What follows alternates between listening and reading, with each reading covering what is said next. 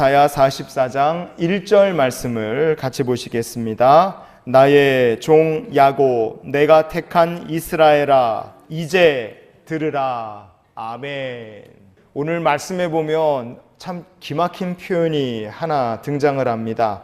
이제 들으라. 하나님께서 이제 들으라 그렇게 얘기를 하셨어요. 이렇게 번역이 된 히브리어 본문이 베아타흐 쉐마 이렇게 되어 있습니다. 베아타흐 쉐마라는 게 들으라, to listen이라는 말이고, 베아타흐라는 말이 나운데 지금부터 들으라는 얘기입니다. 그러면 무슨 뜻이 됩니까? 이사야 1장부터 43장까지 하나님 보시기에 그 많은 말씀을 주셨으나 이스라엘 백성들은 하나도 안 들었다는 뜻입니다. 듣기는 들었는데 그들의 머릿속에, 마음속에 남은 게 하나도 없었다는 거예요. 그래서 하나님께서 지금부터 다시 들으라고 얘기를 하시는 겁니다. 여러분, 1장부터 이사야 1장부터 43장까지 어마어마한 약속의 말씀들이 있어요. 처녀가 아들을 낳을 것이다. 하나님이 함께 하시고 구원하신다는 상징으로 임마누엘, 처녀가 아이를 낳을 것이라, 그 상징의 구원의 약속도 주셨으나 백성들의 마음속에 그들이 듣지 않고 귀에 듣지 않았다는 겁니다. 바빌론이 멸망할 것이지만 포로에서 돌아올 것이다. 하나님 얘기하신 것도, 구원의 묵시도, 주신 모든 기적의 말씀도 이스라엘 백성들 하나도 듣지 않았다는 뜻입니다. 넘겨주십시오. 이사야 40장에 보면 희망의 약속이 나와요. 하나님께서 엄청난 희망의 약속을 주시지만 그 약속도 듣지 않습니다. 41장에 하나님께서 너희들이 기도하면 응답하시겠다. 하나님께서 이스라엘 백성들의 탄식에 응답하시겠다. 구원에 응답하시겠다. 이렇게 얘기하시지만 그것도 듣지 않았다는 뜻입니다. 이사야 42장에 보면 고난을 당하는 종의 얘기가 나와요. 죄는 이스라엘 백성들이 졌으나 하나님께서 그 죄를 대신 떠안고 고난받는 종을 얘기하시는 거예요. 뭡니까? 하나님의 전적인 은혜와 구원이에요. 사랑을 얘기하지만 그것조차 듣지 않고 마음에 새기지 않았다는 뜻입니다. 이사야 43장에 보면 어떻게 되어 있느냐? 1절에 하나님 이렇게 얘기하십니다. 읽어봅시다. 너는 두려워하지 말라. 내가 너를 구속하였고 내가 너를 지명하여 불렀나니 너는 내 것이라. 아멘. 유명한 하나님의 선포입니다. 너희는 내 거다. 그렇게 말씀하셨으나 이 모든 말씀을 이스라엘 백성들은 안 들었다는 뜻입니다. 이사야 1장부터 43장까지 이런 귀한 말씀들이 있어도 안 들었어요. 얼마나 하나님께서 마음이 답답하셨는지 이사야 43장에 8절을 보시면 하나님 이렇게 얘기하셨어요. 읽어봅시다. 눈이 있어도 보지 못하고 귀가 있어도 듣지 못하는 백성을 이끌어내라 그랬어요. 오직이나 답답하셨으면 이런 말씀을 하셨겠습니까? 이건 뭐 청개구리는 아무것도 아니에요. 완전 청개구리보다 더한 사람들입니다. 그런데 그렇게 아무것도 안 듣고 하나님 얘기하셔도 마음속에 새기지 않는 그런 이스라엘 백성들에게 하나님께서 간곡하게 부탁하시는 겁니다. 지금부터 들으라. 제발 지금부터 들어다오. 하나님께서 이렇게 간곡하게 부탁하셨어요. 여러분, 이렇게 부탁하는 사람이 누굽니까? 아쉬운 게 있어요? 아니에요. 창조주 하나님이세요. 이사야 44장의 2절 말씀에 보면 하나님 이렇게 얘기하셨어요. 읽어봅시다. 너를 만들고 너를 모태에서부터 지어낸 너를 도와줄 여호와가 이같이 말하노라. 나의 종 야곱, 내가 택한 여수르나 두려워하지 말라. 아멘. 이스라엘을 지으신 하나님이십니다. 그들을 지으신 창조주세요. 어머니 뱃속에서 생기기 전부터도 하나님 지으신 분이십니다. 그런데 그런 하나님께서 기꺼이 찾아오셔서 제발 내 얘기를 들어다오. 내가 너희를 도와줄 것이니까 두려워하지 말아라. 그렇게 얘기하셨어요. 왜 이렇게까지 하나님 얘기하십니까? 그것은요, 내가 택한 저 말씀입니다. 하나님께서 택하신 자녀, 하나님의 사랑받는 자녀이기 때문에 그래요. 여러분도 저도 하나님께서 택하신 주의 사랑받는 자녀임을 믿으시기를 바랍니다. 우리는 하나님의 사랑받는 자녀예요. 세상 그 무엇도 이 사랑에서 우리를 끊어낼 수 없습니다. 그런데 놀랍게도 이스라엘 백성이 그 사랑을 버린 거예요. 그 하나님을 버린 겁니다. 예레미야 10장 20절에 이런 말씀이 있어요. 내 장막이 무너지고 나의 모든 줄이 끊어졌으며 내 자녀가 나를 떠나가고 있지 아니하니 내 장막을 세울 자와 내 휘장을 칠 자가 다시 없도다 그랬습니다. 이 말씀은요, 하나님을 떠난 이스라엘 백성들을 보시며 하나님께서 가슴 아파하시는 얘기예요. 내 자녀가 나를 다 떠나버렸다. 하나님의 거룩한 집, 하나님의 성막을 세우고 휘장을 칠 사람도 없다. 뭡니까? 섬기는 사람도 다 떠나고 예배하는 자들도 다 떠났다. 하나님을 버린 백성을 보시면서 가슴 아파하시는 하나님의 마음이에요. 여러분, 하나님께서는 우리를 보시며 그렇게 가슴 아파하십니다.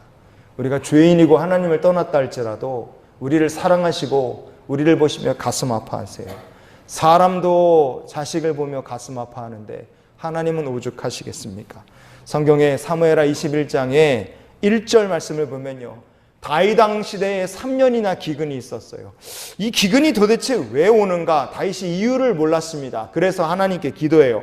하나님, 도대체 왜 이런 기근이 왔습니까? 그랬더니 하나님께서 무엇이라 말씀하셨느냐? 사울이 기브온 사람들을 몰살을 시킨 것 때문에 기근이 왔다, 이렇게 얘기를 하신 거예요. 기브온 사람들의 억울한 죽음을 해결해야 되는 문제가 생겼어요. 결국에 어떻게 됐느냐? 사울의 남은 자손 중에서 7명을 기브온 사람들을 죽인 죄값으로 그들을 하나님 앞에 목매달아 죽입니다. 그래서 사울의 부인이었던 리스바라는 여인의 두 아들이 목매달아 죽임을 당하게 돼요. 성경은 두 아들을 잃은 어머니의 모습을 이렇게 우리에게 얘기를 해줍니다. 사무엘하 21장의 9절과 10절 말씀해 보시면요, 참 안타까운 얘기야. 넘겨주세요. 사무엘하 21장의 9절과 10절을 보시면 기브온 사람들이 산 위에서 여호와 앞에 목매달매 리스바의 두 아들을 목매달았어요. 그들 7사람이 동시에 죽으니 그랬습니다. 그런데 그 죽은 때가 보리곡식 빼는 첫날, 그러니까 맥추절쯤에 목을 매달아 죽였어요. 그리고 나서 보리를 베기 시작하는 때라. 그런데 언제까지냐? 여기가 이른 비면 늦은 비가 내릴 때까지. 그래서 아야의 딸 리스바가 곡식 베기 시작할 때부터 하늘에서 비가 시체에 쏟아지기까지 자식들의 시신을 지킨 겁니다. 공중에 새가 날아앉아서 뜯어먹지 못하게, 들짐승들이 뜯어먹지 못하게 낮이고 밤이고 자식의 두 아들의 시신을 어머니가 지킨 거예요. 여러분, 이게 시간으로 따지면 4개월입니다. 4개월. 사람이 시체가, 목이 매달린 시체가 있다 그러면 여러분, 그 시체가 며칠 지나면 썩어서 몸무게 때문에 떨어져 나렵니다. 목은 매달려 있고 몸뚱이는 떨어지는 거예요. 생각해 보세요. 아무리 자기 아들이라도 두 아들의 시신이 시간 지나면 썩잖아요. 가만히 있겠습니까? 목 매달아 놓은 시신은 떨어질 것이고 썩을 것이고 악취에 벌레에 밤이 되면 얼마나 무섭겠어요. 그런데 그 죽은 그 두 아들의 시신을 이 엄마는 4개월 동안이나 새들도 짐승도 못 건드리게 아침부터 저녁까지 밤새도록 그 곁을 떠나가지 않고 지켰다는 거예요. 여러분 같으면 그렇게 하실 수 있겠어요? 가끔 입간하러 들어가면요, 부모님인데도 무서워서 못 들어오고 만지지도 못하는 사람들도 있어요. 그런데 만약에 자식의 시신을 4달 동안이나 그렇게 봤다면 그게 보통 일이 아닙니다. 그 무서운 일을 그걸 어떻게 이걸 혼자 할 수 있었겠어요? 그거는요, 자식들을 사랑하는 엄마기 때문에 그렇습니다. 사랑하는 자식이니까 그 끔찍한 모습에 시신이 돼가도 자식을 향한 사랑이 그렇게 크니까 리스바란 여인이 그렇게 한 거예요. 성경에 이런 사람의 얘기가 왜 있겠습니까? 사람도 자기 자식을 그렇게 사랑하는데 우리를 향하신 하나님의 사랑은 그 리스바란 여인의 사랑보다 더 크다는 걸 성경은 우리들에게 말씀해 주고 있기 때문에 그래요. 하나님의 사랑이 그렇게 크신데 문제는 뭡니까? 이스라엘 백성들이 그 사랑을 모른 거예요. 너희는 내 것이다. 내가 너희를 지명하여 불렀다. 하나님께서 수없이 말씀하시고 계속 얘기를 하셔도 모릅니다. 그냥 떠나버려요. 여호와의 장막을 지키고 회막을 지킬 사람들 없고 그냥 싹 다 떠나버렸어요. 그래서 예레미야 10장 20절 말씀에 아까 봤던 것처럼 내 자녀가 나를 떠났다고 하나님 가슴 아파하시는 겁니다. 여러분, 하나님께서는요, 지금도 한 영혼이 교회를 떠난다, 한 영혼이 주님을 떠난다, 그거 하나님 가슴 아파하십니다. 성도가 교회를 떠난다, 그럼 목회자만 가슴 아파하는 게 아니에요. 하나님께서 더 가슴 아파하십니다. 그래서 우리가 전도해야 되고 우리가 기도해야 되고 한 영혼이 하나님께로 돌아올 수 있도록 주님 앞에 엎드려 기도하고 부지런히 복음 전하는 주님의 백성들이 되시기를 축복합니다. 우리가 사는 시대가 이사야 예레미야의 시대와 그리 다르지 않아요. 왜? 사람들이 하나님 사랑을 모르고 하나님을 떠나는 시대를 우리가 지금 보고 있기 때문에 그래요. 하지만 우리가 기억해야 될 것이 무엇입니까? 그것은 하나님께서 여전히 따라해 주십시오. 나를 사랑하신다. 다시요. 하나님께서 지금도 나를 뜨겁게 사랑하신다. 아멘. 하나님께서 지금도 나를 뜨겁게 사랑하신다는 것을 기억하시기를 축복합니다. 그래서 지금부터 제발 좀 들어다오. 이사야 44장에 이 하나님께서 주시는 이 외침을 들을 수 있는 우리 모두가 될 수 있기를 원합니다. 하나님께서 이스라엘 백성들에게 제발 지금부터 좀 들어다오 그렇게 얘기하셨어요. 그러면 뭘 들어보라고 하나님 말씀하신 겁니까? 너희를 부르고 있는 내가 바로 창조주다. 내가 너희와 가까이 있다. 그러니 두려워하지 말라고 하나님께서 얘기하시는 겁니다. 이스라엘 백성이 장차 맞이해야 될 미래라는 게 뭐냐? 그들이 맞이할 현실은 정말 절망적입니다. 그러나 믿음의 눈으로 보면 절망할 게 하나도 없다. 그 얘기가 이사야 44장 뒤에 나오는 이야기들이에요. 이게 하나님 말씀입니다. 왜 두려워할 필요가 없느냐? 사람의 눈으로 보면 절망 가득하지만 믿음의 눈으로 보면 절망할 것 하나도 없다. 그 얘기를 왜 하시느냐? 그들이 하나님의 택하신 사랑받는 자녀이기 때문에 그렇습니다. 그 택하신 자녀를 향한 축복의 계획이 있기 때문에 그래요. 따라해 주십시오. 나를 향하신 하나님의 축복의 계획이 있다. 믿으신 분 아멘 하십시오. 저와 여러분을 향하신 하나님의 축복의 계획이 있는 겁니다. 우리 가정을 향한 하나님의 축복의 계획이 있는 거예요. 애들을 향하여 손주 손녀들을 향하신 하나님의 축복의 계획이 있습니다. 여러분, 우리가 그것을 기억할 때 우리가 절망적인 현실을 이 눈으로 본다 할지라도 믿음의 눈으로 보는 자가 되면 그 눈에 보이는 절망이 변하여 하나님 주신 은혜가 있다는 것을 보게 될 줄 믿습니다. 이사야 44장의 3, 4절 말씀을 보시면 이렇게 되어 있어요. 읽어봅시다. 나는 목마른 자에게 물을 주며 마른 땅에 시내가 흐르게 하며 나의 복을 내 후손에게 부어 주리니 그랬어요. 그들이 풀 가운데서 솟아나기를 시냇가의 버들같이 할 것이라 그랬습니다. 목마른 사람에게 내가 물 주겠다. 마른 땅에 시내 흐르게 하겠다. 하나님이 이렇게 얘기하셨어요. 영을 부어주시고 복을 부어주신다. 그래서요, 그들의 삶이 어떻게 됩니까? 풀 가운데 솟아나는 시냇가의 버들처럼 되게 하시겠다. 이게 하나님의 축복의 계획이었습니다. 여러분, 우리는요, 사람들이 절망하고 낙심하는 시대를 살고 있습니다. 거의 모든 사람들이 미래가 불안하다 그렇게 얘기를 해요. 대한민국이 이렇게 복된 나라인데도 이런 얘기가 심심치 않고 나옵니다. 사진 보여주시면요, 우리나라 2030 청년들 5,425명을 대상으로 설문조사를 한 게 있어요. 청년재단이라는 곳에서 이런 조사를 했는데 물어봤습니다. 당신은 미래에 대해서 어떻게 느끼냐 그랬더니 나는 미래가 불안하다 이렇게 느끼는 청년이 90%였어요. 90%. 이 9%가 아니라 90%가 미래가 불안하다. 20대, 30대는 내 이 미래는 불안하다 그렇게 느낀다는 거예요. 여러분, 이게 지금 우리나라의 현 상황입니다. 미래가 불안하다. 애들이 그런데 어른 오죽하겠어요. 다 불안한 거예요. 또 이런 조사가 있습니다. 보건복지부에서 조사를 했는데요. 우리나라에 지금 이제 1인 가구, 결혼 안 하고 식구 없고 애도 없고 배우자도 없고 혼자 사는 사람들이 점점 많아지고 있어요. 전체 가구의 42%가 혼자 사는 가구라 그럽니다. 앞으로 우리나라에 1인 가구가 800만이 넘어갈 거라 그래요. 거의 800만에 육박하고 있습니다. 그런데 혼자 사는 사람 집에 가면 나밖에 없어요. 반겨주는 사람도 없고요. 하루 종일 일하고 집에 들어가도 깜깜하고 차갑고 뭐 나를 위해 준비된 음식 같은 거 없고 청소해주는 사람도 없고 나 혼자 사는 사람들이에요. 그 1인 가구를 살아가시는 분들의 35%가 하고 있는 걱정이 뭐냐? 내가 고독사를 하면 어떻게 될까? 그 걱정을 한다는 거예요. 고독사에 대한 걱정, 두려움이 있는 거죠.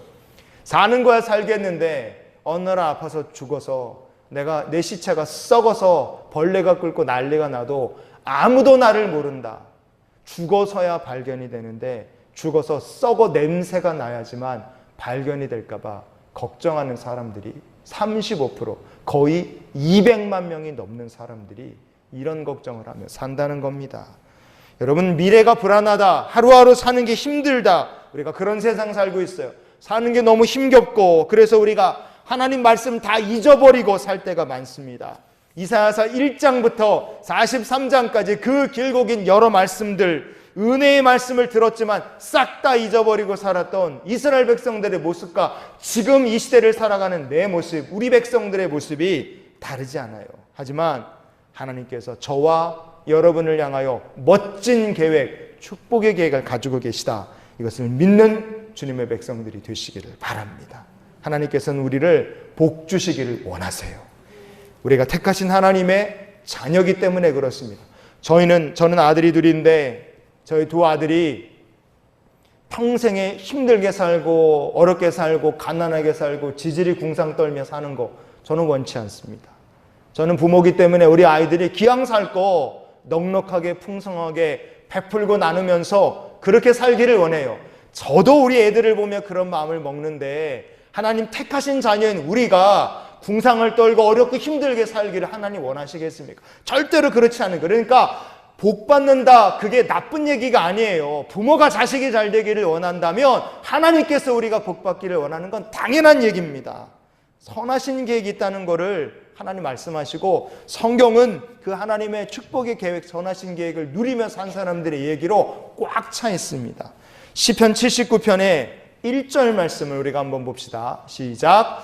이방 나라들이 주의 성전을 더럽히고 예루살렘이 돌무더기가 되게 하였나이다 그랬어요. 이 예시는요 아삽이란 사람의 인생을 담은 얘기예요.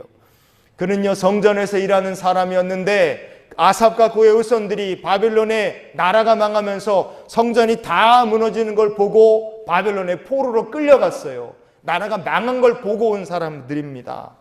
그런데 그들이 바벨론에 온 다음에 하나님 앞에 철저하게 회개했습니다. 민족의 죄를 회개하며 하나님 우리 민족을 불쌍히 여겨주시고 선지자들을 통해서 주신 말씀처럼 이제 우리가 회복되어 고향으로 돌아가게 하시옵소서. 그들이 열심히로 기도한 거예요. 하나님께 소망을 두고 기도했잖아요. 절망 중에 기도한 겁니다.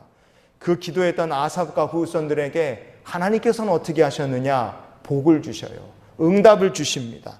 에스라 3장의 10절 말씀을 우리가 읽어봅시다. 건축자가 여호와의 성전의 기초를 놓을 때에 아삽 자손 레위 사람들은 재금을 들고 서서 이스라엘 왕 다윗의 규례대로 여호와를 찬송하되 그랬어요.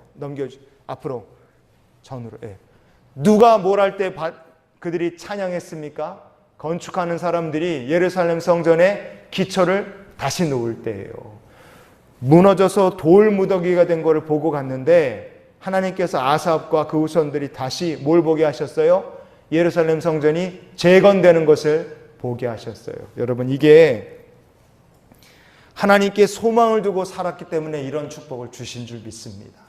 하나님의 약속, 하나님의 계획을 잊고 살았다면 이런 거 못 봤을 거예요. 우리가 이 땅을 살며 내 사는 게 너무 힘들어, 마음이 너무 괴로워, 몸이 아파, 너무 바빠, 먹고 사는 게 힘들어. 그래서 우리가 하나님의 말씀을 잊어버리고 살 때가 있어요. 여러분, 그러나 정말 복된 인생이 되기를 원하신다면 하나님의 계획을 기억하시고 말씀을 기억하시며 사시기를 축복합니다. 그러면 이 아삽과 그 후손들처럼 주의 약속을 소망 가운데 보게 될 줄 믿습니다. 창조주 하나님께서 우리와 함께 하신다. 잊지 말아야 돼요. 이사야 44장의 6절부터 8절까지 오늘 말씀의 결론으로 같이 보시겠습니다. 시작. 이스라엘의 왕인 여호와, 이스라엘의 구원자인 만군의 여호와가 이같이 말하노라. 나는 처음이요 나는 마지막이라. 나 외에 다른 신이 없느니라. 내가 영원한 백성을 세운 이후로 그들에게 알릴지어다. 너희는 두려워하지 말며 겁내지 말라. 아멘. 하나님 어떤 분이십니까? 왕이시고 구원자이십니다. 잊으면 안 돼요. 처음 되시고 마지막이 되십니다. 잊으면 안 됩니다. 우리와 함께 하시느냐? 맞습니다. 잊으면 안 됩니다. 그 하나님께서 저 여러분을 뭘로 부르셨습니까? 영원한 백성으로 저 여러분을 세우셨어요. 이것 또한 잊으면 안 됩니다. 그래서 우리가 무엇을 잊으면 안 됩니까? 이 땅을 사는 동안에 우리를 힘들게 하고 두렵고 겁내게 만드는 것들 많지만 하나님이 나를 택하시고 나를 사랑하시니 우리가 내가 하나님의 사랑받는 백성임을 잊지 말고 두려워하지 말고 겁내지 말며 주님의 약속을 꽉 붙드는 주의 영원한 백성들이 되시기를 축복합니다. 그래서 이런 기도로 우리가 한 주간을 살았으면 좋겠어요. 같이 읽어봅시다. 세상이 아니라 하나님만 두려워할 믿음을 주소서. 아멘. 이 세상 돌아가는 걸 보고 내 인생을 보면 걱정이 될 수밖에 없습니다. 사람의 눈, 육의 눈으로 보면 인생을 우리가 걱정할 수밖에 없어요. 애들을 보면 걱정이 저절로 됩니다. 그래서 우리가 걱정, 근심 때문에 하나님의 말씀과 하나님의 자녀된 권세를 우리가 잊고 살 때가 있어요. 하나님께서는 여러분을 사랑하시고 영원한 백성으로 부르셨습니다. 지금도 우리와 함께 하십니다. 두려워하지 말라고 말씀하신 하나님께서 우리와 지금도 함께 하시는 줄 믿습니다. 그러니 한 주간도 하나님 나의 주 되심을 잊지 않고 나를 사랑하시는 하나님과 함께 동행하며 들으라 말씀하시는 하나님의 말씀에 귀를 기울이고 사는 주의 백성들이 되시기를 예수님의 이름으로 축원을 드립니다.